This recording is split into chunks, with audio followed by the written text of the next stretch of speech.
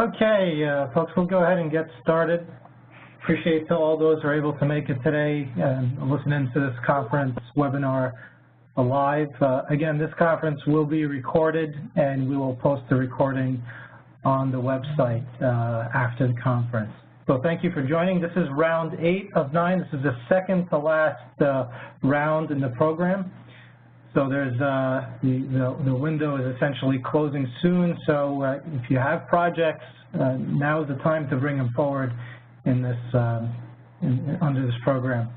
So we'll go ahead and get started. Again, phones have all been muted automatically. You don't have to do anything to mute your phones. And at the end of the conference, we'll host a live Q&A session. So please hold on.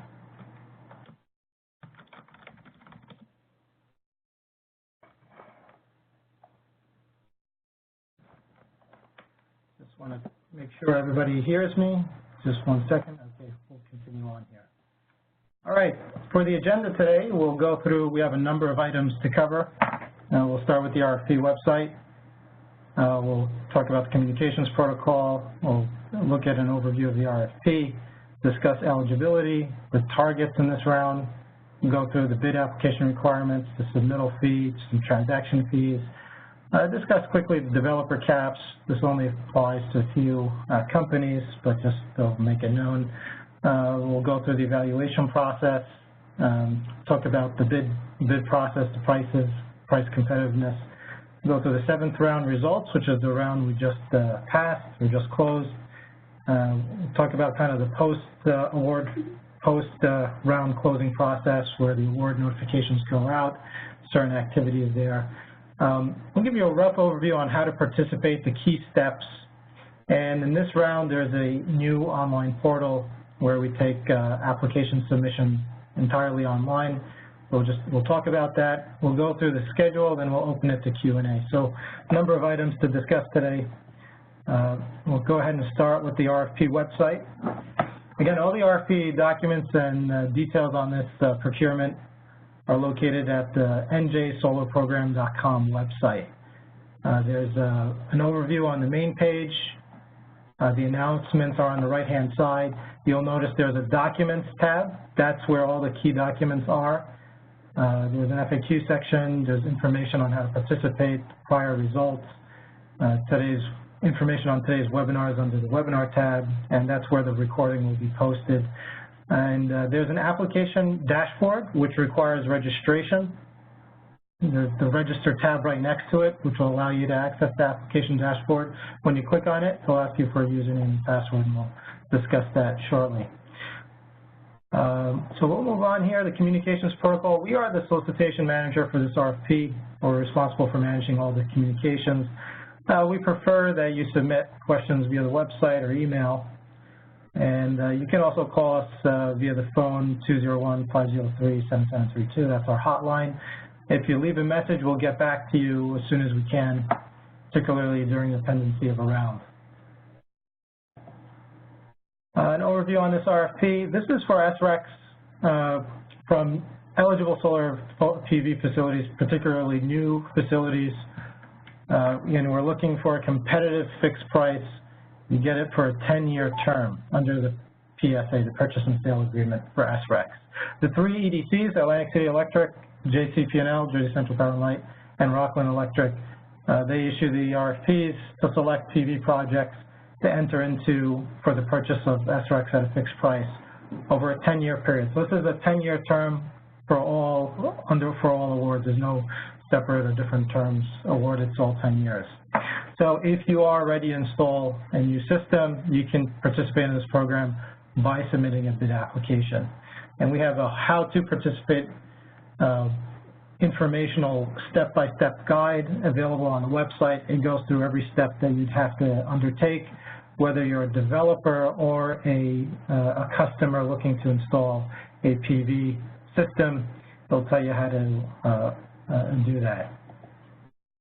So just go through the eligibility requirements. Again, you have to be within one of the service territories of the participating electric distribution companies in this RFP. It has to be either residential, non-residential, includes in commercial projects. installed on the customer side of the electric meter. So this is not, this is specifically for segment 1 and 2, has to be installed on the customer side of the electric meter and agree to a net metering arrangement with the utility. And that's the vast majority of projects. You have to equip the project with a generation meter to measure SREC production. This is a standard requirement in New Jersey. It's not, this is not a specific requirement to this RFP. If you're eligible under the SREC registration program in New Jersey, you would meet this requirement. You would have to. The 3 segments offered, segment 1, these are the smaller projects, you know, that are less than or equal to 50 kW, typically residential projects and small commercial. Segment 2, you're looking at larger projects above 50 kW. And traditionally there was a 2 megawatt cap, but this has been lifted. And the only theoretical cap really is the developer caps for your company that we'll discuss in a moment for segment 2. Segment 3 is a special category for grid supply PV projects. These are on landfills, closed landfills, brownfields and areas of historic fill. There's a process by which you certify that before the BPU. And if you do have that certification, you can bid into segment 3. There are ineligible projects, those funded by core. Essentially everything, those would include everything already interconnected to the grid and operational. Any system that has been already built and interconnected, those aren't eligible. Segment 3 has some specific rules or different rules. You could be in the process of construction already, but segment 1 and 2, you could not have started construction until after this round closes. And you can't interconnect until after the BPU issues its award for segment 1 and 2. Segment 3, again, has separate rules. I encourage anybody who's looking to bid in a segment 3 project to contact us directly, because there's further complexity associated with that particular segment, and we can walk you through that. We'll move on to solicitation targets. There's plenty of targets available in this round. You'll see the targets for JCP&L, Atlantic Electric, and RECO here on this table. One thing I will point out for RECO, you know, there was a award in the last round, so in segment 2, that number is declining. So that could cap out. So if you have projects in segment 2, under RECO, you are advised to bring that forth soon. We'll move on to the next page here, developer caps. Again, so this is for segment 2 particularly, the 2 megawatt cap was listed, but you can't build anything above these caps for each of these 2 EDCs. There's no developer cap for RECO, it just applies to Atlantic Electric and JCP&L. Developers essentially are limited to no more than 20% of the program capacity and all solicitations in segment 1 and 2. There aren't any developer caps applicable to segment 3, so you don't have to worry about it there. There is a specific rule for segment 1, although it's been hard to, it hasn't come into play yet.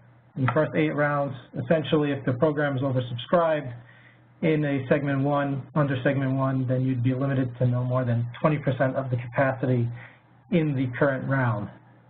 Given that segment 1 targets very small projects, a large number of projects would have to come in order for that rule to come into play, so for that reason it has not to date. Okay, the bid application to essentially participate in a program, you have to submit a separate bid application for each project, and that's available on the site. Again, it's through the online portal. You have to, the first step really is to register with the SREC registration program and get the SRP number. There's the online portal I'm sure you're all familiar with. If you go to njcleanenergy.com, it leads to this link, and you process your entire registration application online with the SRP administrator. I just want to note that this process is separate from our solicitation. We don't manage it. It's separately maintained and managed by the administrator. Every project in New Jersey has to register with the program in order to be eligible to generate RECs. So it's always the first step. If you complete that step, essentially you would have all the information needed to then submit a bid application, because there's a lot of information you need to submit to the SRP administrator. Particularly, the key requirement is an executed agreement with a customer if you're a developer. So it's basically, you have a project that's ready to go, you've done engineering studies, you've sized out the project, that's when you're issued an SRP number. They make sure that you have all your application materials in order, and once you cross that step, then completing the bid application is a fairly straightforward process, because a lot of the information in there was already covered as part of the SRP process. So as part of completing your bid application, which is via the application dashboard online, is developing your price bid. Again, this is a 10-year fixed price contract. So I'd like to remind folks that the current SREC spot market price, it does not reflect the bid price that would be competitive, because this goes over a very long period of time. The current spot market price could fluctuate up and down. As many SREC, if you go to SREC-trade.com and Flood Exchange, both of them note a current oversupply situation. So keep that in mind when you're developing your price bid. The SREC price over time could decrease. It could also increase if in the event that the BPU increases the RPS target, something we cannot predict. But given the fixed nature of this contract, it's expected that, you bring forth a competitive price into the program. Okay, beside that, there is a requirement in the bid application to pay an application submittal fee. We'll talk about the figures. It's a fairly low amount, but if you pay the fee, you get a transaction confirmation number, and you put that confirmation number in the bid application as evidence of payment. Finally, you submit you have to submit your online bid application by January 31st, no later than 5 p.m. Eastern. The window will close. The submit button will not work after 5 p.m. Eastern. It will automatically close to further submission. So please get it in as early as possible. Okay, the submittal fee, again, you pay that in the online payment portal. You'll get the confirmation number, but it's $25 for a Segment 1 project of the residential small commercial project below 50 kW. For JCP&L and Atlantic City Electric, it's $50 for Segment 2 for JCP&L and Atlantic City Electric, and it's $150 for Segment 3 projects across the board. For RECO, it's $150 regardless of the segment that you participate in. Again, you'll get a confirmation number via email. Please include that in your application as evidence of payment. Next slide here is the transaction fees. So the bid price is not the price you ultimately will receive under the SREC PSA. These transaction fees are deducted from the price. And so it's important to note that when you're running your own financial models, you're looking to preparing your bid, just note that these fees do get deducted. And there's the administrative fee is noted in the first table there, and in the table below, we show an example price of $145. The total fees deducted by EDCs, which ranges from around $40 to right under $70 for RECO, and the amount paid there is the amount paid per SREC that the customer, whoever owns the solar PV system, would be paid on a quarterly basis.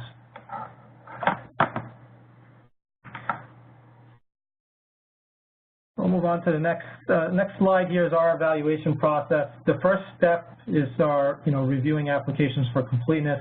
We're going to do that on a rolling basis in this round. As soon as you submit it, we'll review the application for completeness, and if there are any deficiencies, we'll kick it back to you so that you can have as much time as possible to address them in advance of the bid due date. Anything that's ineligible, we went through the eligibility criteria earlier in this presentation, we have to reject. If you submit an incomplete proposal and haven't addressed a deficiency, we have to then reject those proposals. I will note there's a cured deficiency deadline, which we'll discuss in a moment. If you don't address the deficiency by then, at that point, you have to reject your application. So please, whenever we note a deficiency, we really request that you act on it quickly and address it as soon as possible. The third step is we rank bid prices from low to high. And, selection is based on that.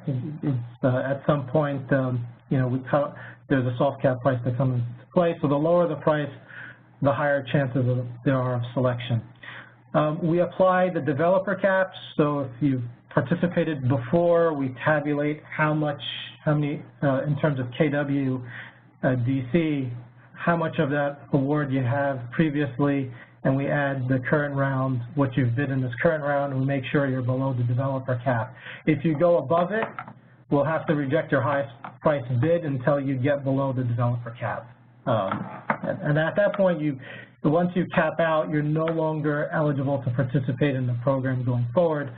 But given that there's 2 rounds left, I don't think this is going to be an issue for most. Only a few bidders may come up against this if there's if they continue to participate in this round and the next.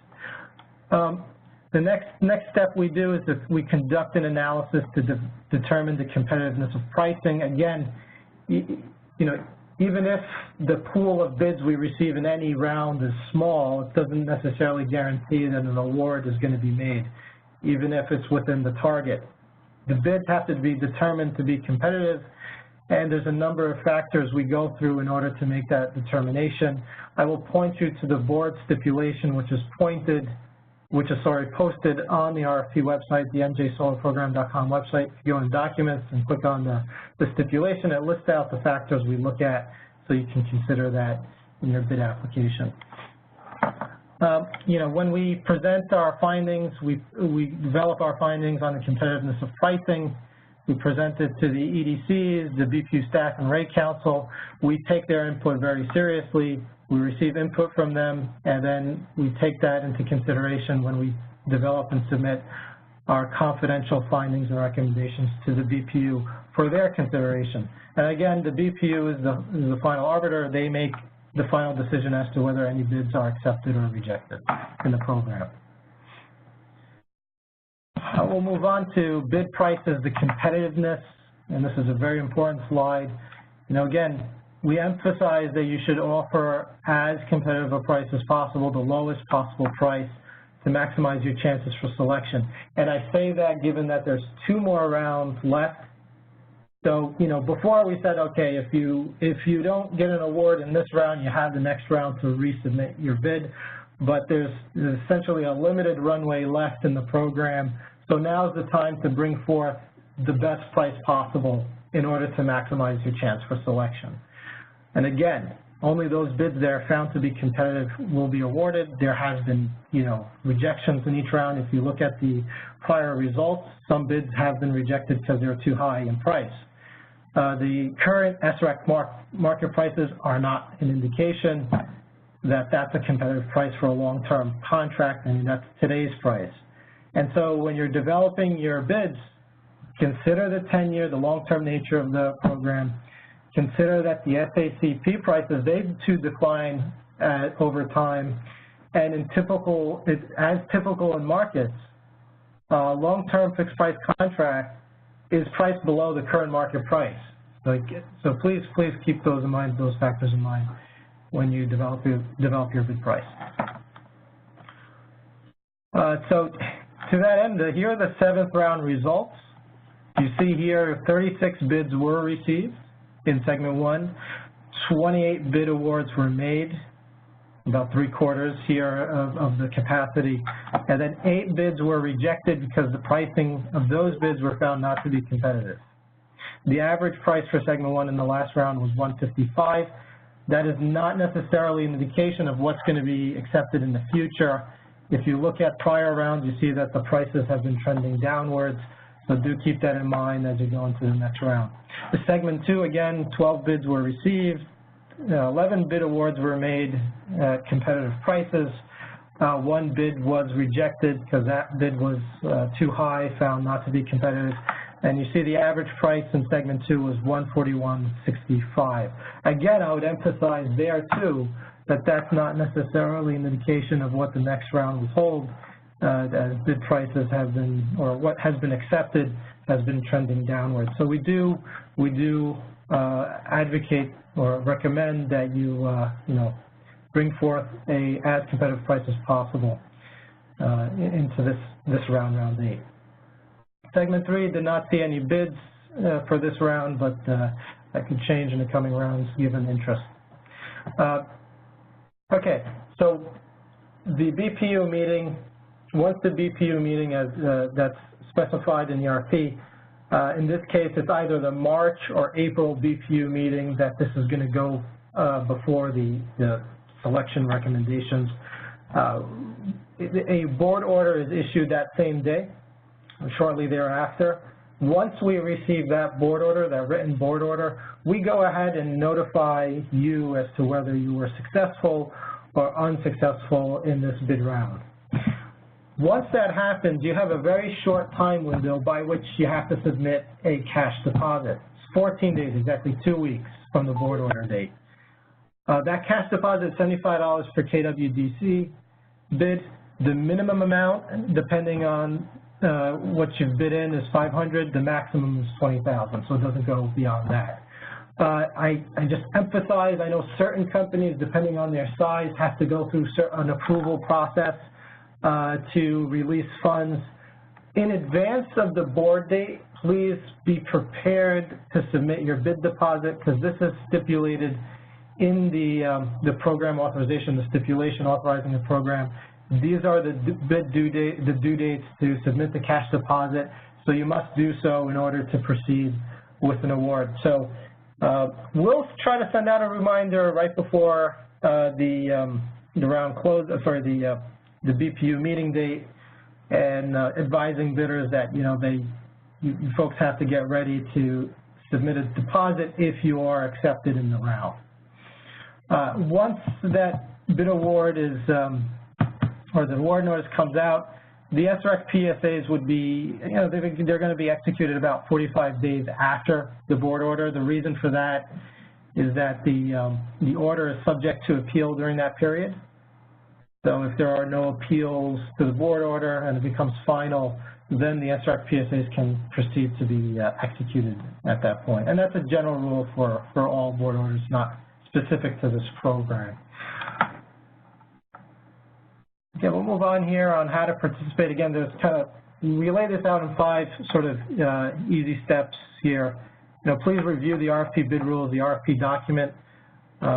Then you have to proceed to register. If you haven't done already, many bidders have done this. They haven't started construction yet, but they've gone ahead and registered with the SREC registration program. Essentially, you have a customer already, and they want to participate in this program. They want to get a 10-year fixed price contract, so they have this financial certainty as to when their project is going to pay back. So if you've done the SREC registration program, you've got the SRP number, the acceptance letter, you can then proceed to submit a bid application to our program. You have to submit one for each project you intend to submit. You have to pay the application fees online. That number has to go in the bid application you submit. And again, you have to submit the application via the online portal no later than 5 p.m. on January 31st, 2018. That is the closing date for this round. If you have any questions during the process, if you hit any snags, any problems, please email us at njsolar@navigant.com. You can also call us at the phone number, the hotline, and we'll happily walk you through the process. Okay, for this round, again, we are using an online application submission to streamline the process given the number of applications. And in the prior rounds, there's been bidders who've requested revisions to their existing submitted applications, and that has caused some difficulty in maintaining continuity and tracking in the process. So we've implemented an online application dashboard that allows you to submit and track your applications, and if you need to edit it, we can kick it back to you to edit the application prior to the bid due date. And at the end of the application, you have to sign put your electronic signature and then submit it to us. You'll get a PDF via email memorializing, your submitted bid. So just to note, the application dashboard, you have to register first to access it. If you click on it without registering, it'll prompt you to log in. So you have to click on the Register tab. You simply fill out the form. And once you fill out a form, an email will be sent to the registered email address to confirm your account. When you click on the confirmation link, your account will become active, and then you can go to the application dashboard and log in. When you log in, you'll see this page right here under application dashboard. You'll have 3 options to submit a new application. There's a link. If there are actions required, if we kick the application back to you for a deficiency, it'll appear in this list here for you to edit. And then for anything you've submitted and is not sort of requiring editing, you can view the current status under application submitted. So it'll give you a whole list of your own applications there. So to submit a new application, you got to click on that link, and it'll send you into the application form. The bid application form, a lot of it is self-explanatory. You just go down the list, you enter your SRP application number, the NJCEP application number, and the fee confirmation number, the name of your project, size, etc. And just go and click on next to the entire list. It is the same format as previous bid applications. Essentially, it is the same application that you've seen before. There are certain attachments we'll discuss that you need to upload into the form that you need to essentially complete prior to starting your bid application. I will note that if you start a bid application, you don't complete it, you can always click on Save and Continue later. When you click on that button, it'll give you a special a link with this long string that's encrypted that you can come back and complete your application at a later date. You could also email that link to yourself, and it'll send you the link so that you can access it later to submit it to us if you're not ready to submit. It does expire after 30 days, so keep a note of that. If you save it for later, you have to submit it within a 30-day time period from the time you start your application. Even if you submit it to us, just note, if you have to edit the application, just let us know and we'll kick it back to you before the bid due date. So don't be afraid to submit a bid application. If you need to change something before the bid closing date, we can kick it back to you and you can edit it and resubmit it to us. This way, with the online form, we're able to maintain continuity as we've been receiving a bunch of reiterations of the same application and changes, and at some point it became very difficult for us to follow which one was a new application, which one was a previous application. So this should eliminate any controversy in that matter. You can see all your applications. You'll know if you need to edit it, you send us an email, we can kick it back to you. Okay, attachments to the bid application form. Just note, there are certain applications that are required. You can upload it onto the form. It will prompt you to please upload it. And depending on what kind of project you're submitting, certain fields will open up and require you to enter in a response. So the entire bid application is automated. It's conditional. Depends on your responses. It will walk you through what you need to submit.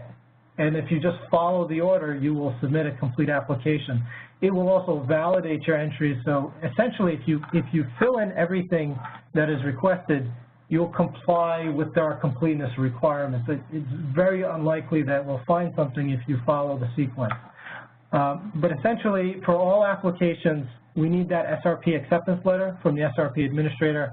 This is the email you receive from the program, the SRP program, the SREC registration program, that says that your application has been reviewed and accepted. There's the application materials that you submit to the program. That is also a requirement that you must submit to us. There's a customer acknowledgement. That's a separate form that you have to have your customer fill out to acknowledge your role as a developer in this process. It has to just state that developer's role is to install a new PV system on the roof, and then that they will operate it or own it afterwards. Now, there could be different arrangements that you might make with a host or customer. For example, if you're going to own it, then that has to be stated in the customer acknowledgement. So whatever the business transaction is, it has to be noted in that customer acknowledgement that, you know, their role is X and your role is Y. Now, if you answer, we're going to ask you certain questions in the application regarding whether the host and the customer are different entities.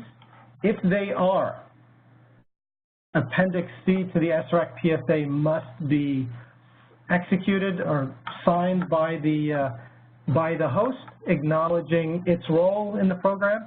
Because essentially, you know, you have a customer, which might be a tenant, and they're on the electric meter. And then the host is a separate entity that owns the building. The host is, you know, either the landlord, whoever, whichever company owns the building. That's the facility you're going to build the solar PV system upon. And given the number of parties involved, you know, we just want to make sure that that host that you're going to be developing the project on top of are aware of the fact that you're going to, you know, deploy this PV system. And this is just to screen out any projects that haven't gone through the process of making sure all the parties are aware, and to make sure that the project you're bringing forth is a real one, everybody's on board with it. Hope that makes sense. If there are any questions, I'll take that on the end. Segment 3, if you respond, you know, in the initial part of the application asks you, you know, what segment are you bidding in? If you say segment 3, additional fields will open up asking you for documentation. Specific to segment 3, under the board stipulation, you have to submit an affidavit attesting that any remediation that is unrelated to the installation or operation of a solar facility has already been completed, and that no portion of the price bid is attributable to that remediation. This is a board stipulated requirement, so you have to provide that attestation. Now, the segment 3 proponents also have to provide us with an itemization of costs relating to the additional cost of constructing and operating a solar electric power generation facility on a brownfield, area historic field, or properly closed sanitary landfill. This is essentially like a spreadsheet including line items of what it costs to construct the facility, the additional cost, isolating that additional cost to build a project on a brownfield site or a landfill site, also certified by the BPU. So just the takeaway here is that the online application form submittal will request you to upload the specific attachments based on your responses to the questions in the form. And hopefully this eliminates a lot of deficiencies that we've noted over time and had to go back and request from bidders. You know, we really recommend that you start filling out that bid application as soon as you're ready. As soon as you have the SRP acceptance letter, go ahead and fill that out and submit it to us. Okay, again, just will reiterate, if you submit it prior to the deadline, which we highly recommend, but then you need to edit it, just email us. We'll return the application to you. It'll appear under actions required. You know, when you go to the application dashboard, you go into that, you can edit your application again, and then click on submit. It'll come back to us. But please do that if you do request an edit to your application and we send it back to you. Any edits have to be completed by the due date. We'll review the applications in this round on a rolling basis to make sure they're complete. We'll try to, you know, we'll do this to expedite the process so that, you know, after the bid due date passes and we close out the round, that we can act fast and try to make the soonest possible BPU meeting date. It's not a guarantee, but we'll do our best to do so. And your cooperation in getting the bid applications in a complete fashion would be highly appreciated. Again, we have if we note a deficiency, and particularly if we note it after the bid due date closes, we need that returned for correction by no later than the cure deficiency deadline of February 7, 2018. Basically, you have about a week to get it back to us. But one thing I will note, once you submit a price prior to the bid due date, you can't change that price after. That price has to stay the same. That is the only item that cannot be addressed. If you're missing a price under the RFP rules prior to the bid due date, we can't, that is one of the, basically the only item we can't cure after the bid due date. Again, we expect to address all deficiencies well prior to the bid due date to eliminate potential delays in the overall process, and we do encourage you to submit your applications as early as possible for our review. Okay, this is the, just moving on here, the target schedule. The RFP was released on the 1st. Today is the overview webinar. Applications are due. Essentially, we've offered or given a 2-month time window to develop your bid applications and submit them to us.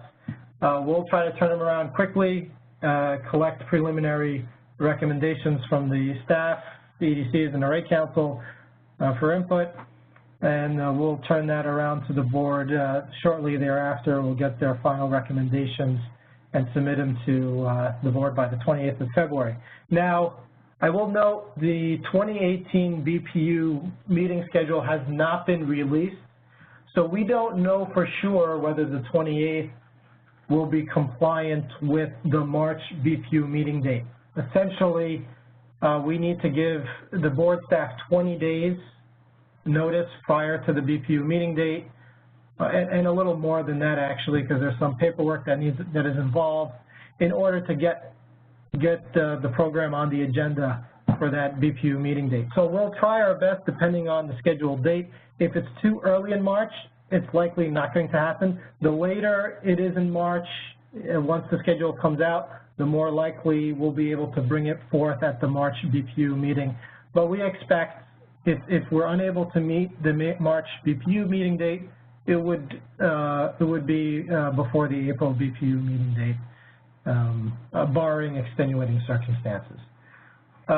Once the BPU meeting, once it's on their agenda and they issue their written order on the program, we'll turn around final awards within 1 business day after the meeting, and then 45 days following that meeting, you will receive an SREC PSA directly from the EDC, depending on where your project is located, which service territory, that you have to sign and return for the contract to become active.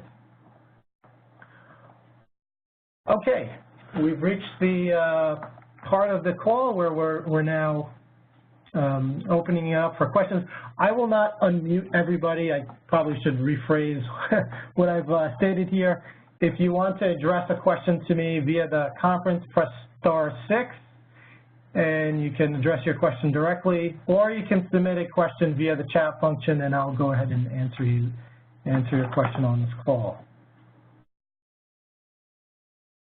So with that, do we have any questions?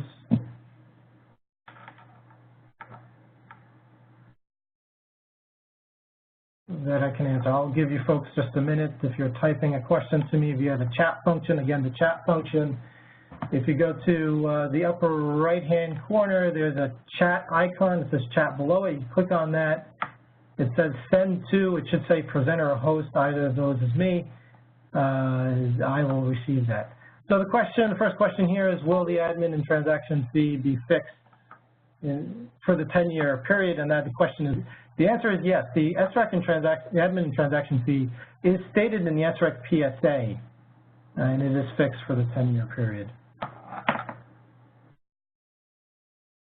Okay, we got a few questions here. Hold on, we'll try to catch up. Okay, at what time can we install accepted projects? What is the timeline? That's a good question. So for SREC, for segment 1 and 2, you can't start construction until after the bid date closes. So in January 31st, February 1st, you can start your construction. Okay. Now you cannot request final interconnection approval from the EDC until after the board meeting date. So that's either the March or April BPU meeting date. When that happens, you can then request final interconnection approval from the EDC. However, if you go into service prior to the execution of the SREC PSA, which is 45 days after the board meeting date, any SRECs generated in the intermediary time are not sold to the EDC. You sell those into the market. At the time the SREC PSA is signed, at that point forth, you would be essentially sending the PJM gas a standing order to transfer all SRECs from that date on forward to the EDC under the contract for the next 10 years. From that date forward, then the SRECs that are generated would be sold under the program. Okay, so hopefully that answers your question. Will this presentation and webinar be available after the webinar? Yes, we'll post it to the webinar section of the njsolarprogram.com website. The next question is, can you please confirm whether or not the 2 megawatt cap was lifted for project bids as it was in the past round? That is confirmed. That's listed for segment 2. Segment 2 is 50 kW and above.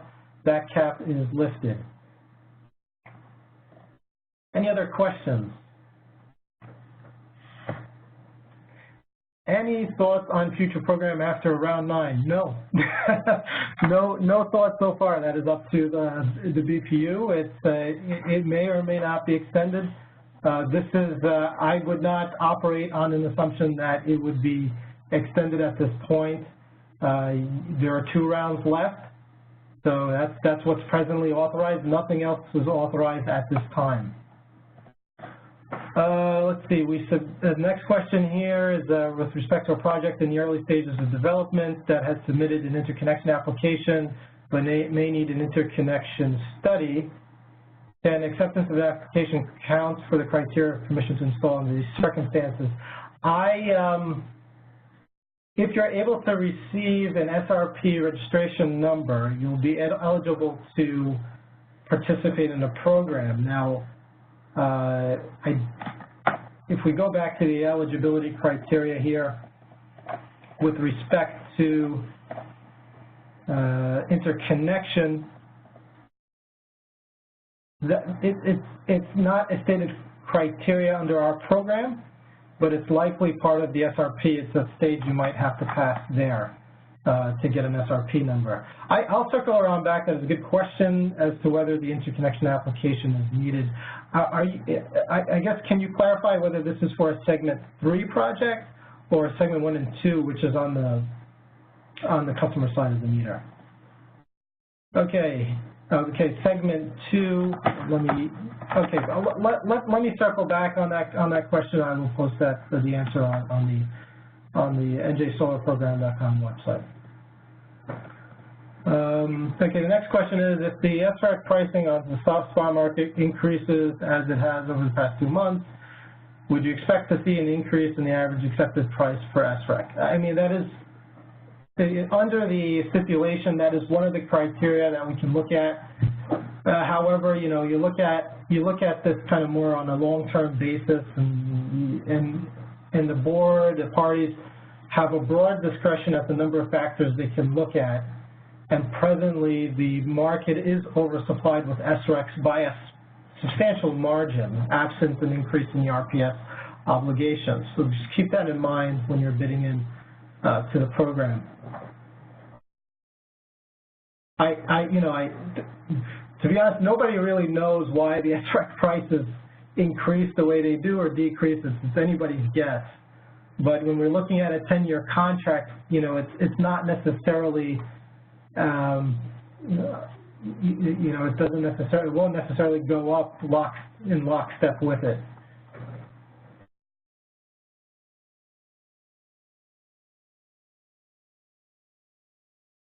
Okay, what is the estimated timeline for round 9? So if you look at the current schedule for round 8, which I'll zoom ahead towards here. So if we meet the March BPU meeting, basically we've launched within a week after each BPU meeting the next round, and it's open for a 2-month period thereafter, and then we need about another 2 months to close it out and get it before the BPU, before awards are issued. So if you look at March, 3rd month of the year, we'll be closing out and essentially in March is when the next round would open. You look at sometime towards July, August for round 9 to close out. March, it would be issued in March or beginning of April, and it'll close sometime the end of July or the beginning of August, mid-August, depending on when the BPU meeting date is for those 2 months. If it's in April, that would be, in the August, September timeframe, and that would be the last solicitation under the program. Okay, the next project is we have one customer with 2 projects, 2 meters, 2 interconnections. Can they both bid in? Yes. Those are 2 projects, 2 SRP numbers. If they're on separate meters, they're fine.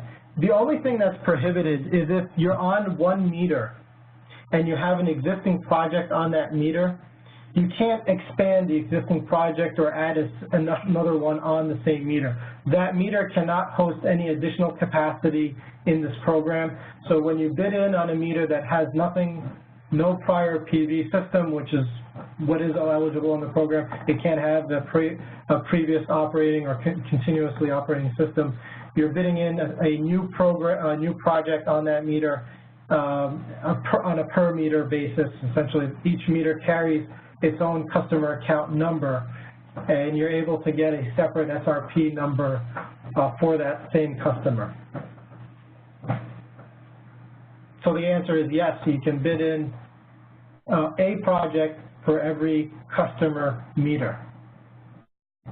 But that's 1 project per meter. And the question similar to that that's come up is, if for whatever reason there's only 1 meter on the property, you'll have to take out another meter if you're looking to install another project in addition to one that's existing. That's the only way around to participate in the program. And you would have to have that up prior to your bid application submittal, because you need to get an SRP number, which would then require that separate meter. Okay, any further questions?